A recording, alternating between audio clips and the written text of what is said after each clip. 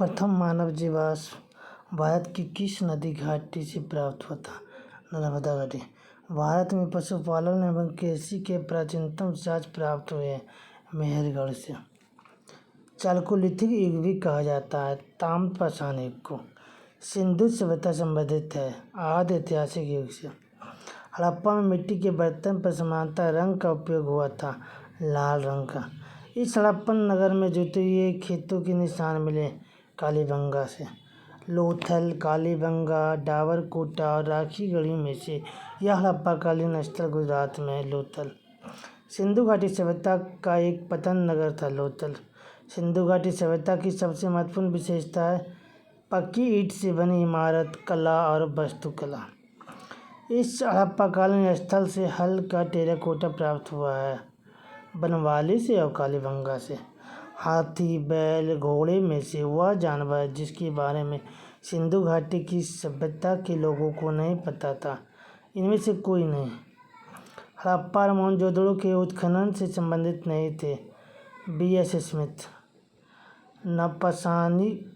नवपाषाणकालीन स्थल जैसे उतनूर तेलंगाना से संबंधित है। चिरांद जो है बिहार में है।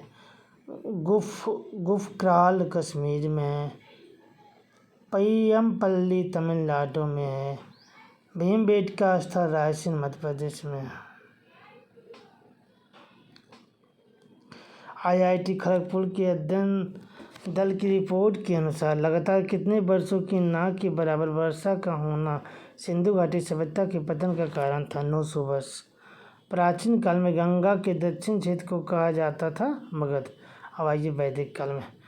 ऋग्वेद संहिता का 9वां मंडल पूर्णतः समर्पित है सोम और इस पे पर नामांकित देवता को। बोगज कोई महत्वपूर्ण है।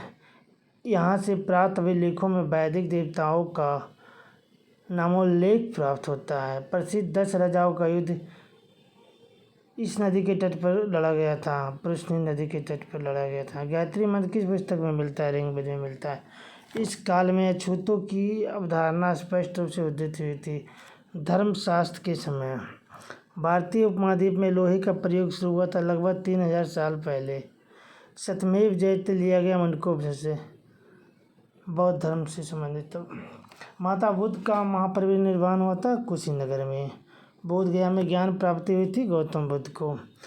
महात्मा बुद्ध ने अपना प्रथम धर्म चक्र प्रवर्तन इस स्थान पर दिया था, सारनाथ में दिया था। गौतम बुद्ध अपना प्रथम उपदेश दिए थे सारनाथ में।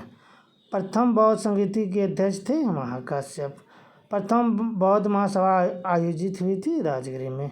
भगवान बुद्ध के महापरिनिर्वाण के बाद पहली बौद्ध संगीति हुई थी राजगीर में। कनिष्क के शासनकाल में बौद्ध सभा आयोजित की गई थी कश्मीर में। चतुर्थ बौद्ध संगीति कश्मीर में आयोजित की गई थी कनिष्क ने। तृतीय बौद्ध सभा किस स्थान पर बुलाई गई थी? पाटलिपुत्र में। भारतीय कला में स्तूप, चैत्य और विहार का निर्माण संबंधित है बौद्ध धर्म से।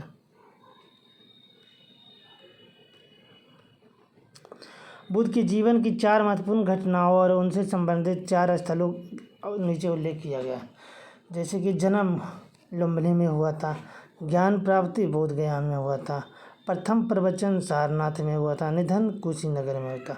गौतम बुद्ध का जन्म हुआ था लुम्बिनी में। बोध गया में महाबोधि मंदिर बनाया गया जहाँ गौतम बुद्ध को ज्ञान प्राप्त हुआ।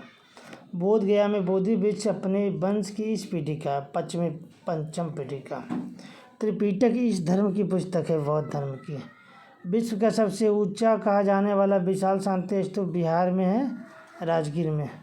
गौतम बुद्ध को एक देवता का स्थान किस राजा के युग में प्राप्त हुआ था? कनिष्क। नालंदा विश्वविद्यालय की स्थापना का युग है गुप्त काल। नालंदा विश्वविद्यालय के संस्थापक थे कुमारगुप्त। नालंदा विश्वविद्यालय प्रसिद्ध था बौद्ध धर्म दर्शन के लिए। विक्रमशिला विश्वविद्यालय किनके द्वारा स्थापित किया गया था? धर्मपाल द्वारा। बिहार में विक्रमशिला विश्वविद्यालय के संबंध में निम्नलिखित में से कौन सा कथन असत्य है? यह बिहार के वर्तमान बांका जिले में स्थित था। इसकी स्थापना पाल वंश के राजा गोपाल प्रथम ने की थी। नहीं, ये नालंदा जिले में स्थित भागलपुर में था। 12वीं शताब्दी के अंत तक नालंदा महाविहार पतन हो गया था। महाविहार को राजकीय ट्रस्ट मिलना बंद हो गया था। ए और आर दोनों से ही आर्य की सही व्याख्या करता है। नव नालंदा महाविहार किसके लिए विख्यात है? पाली अनुसंधान संस्थान के लिए। बुद्धिस्ट पद्मपाणि की पेंटिंग स्थित है अजंता में। वह बात जो बौद्ध धर्म तथा जैन धर्म में समान नहीं है, आत्मदमन की। जैन धर्म में आ जाइए। महावीर स्वामी का जन्म हुआ था कुंडल ग्राम में। जैन धर्म के प्रवर्तक महावीर जी का मोक्ष स्थान स्थित है पावापुरी में। महावीर जैन की मृत्यु किस नगर में हुई थी? पावापुरी में हुआ था। वह स्थान जहाँ महावीर ने पूर्ण आध्यात्मिक ज्ञान कैवल्य की प्राप्ति हुई थी, जुम्भी ग्राम में। त्रिरत्न या तीन रत्न जैसे सटीक ज्ञान, सच्ची आस्था और सटीक क्रिया संबंधित है जैन धर्म से। 12 अंग, 12 उपांग, 14 पर्व और 14 उपपर्व में से सबसे पूर्वकालिक जैन ग्रंथ कहलाता है 14 पूर्व। भगवान महावीर का प्रथम शीर्ष था जामिल। आजीवक संप्रदाय के संस्थापक थे मक्खली पुत्र गोसाल। बराबर की गुफाओं का उपयोग किसके आश्रय गृह के रूप में किया जाता है? आजीवकों के लिए। भागवत संप्रदाय के विकास में किसका देन अत्यधिक था? गुप्त का था।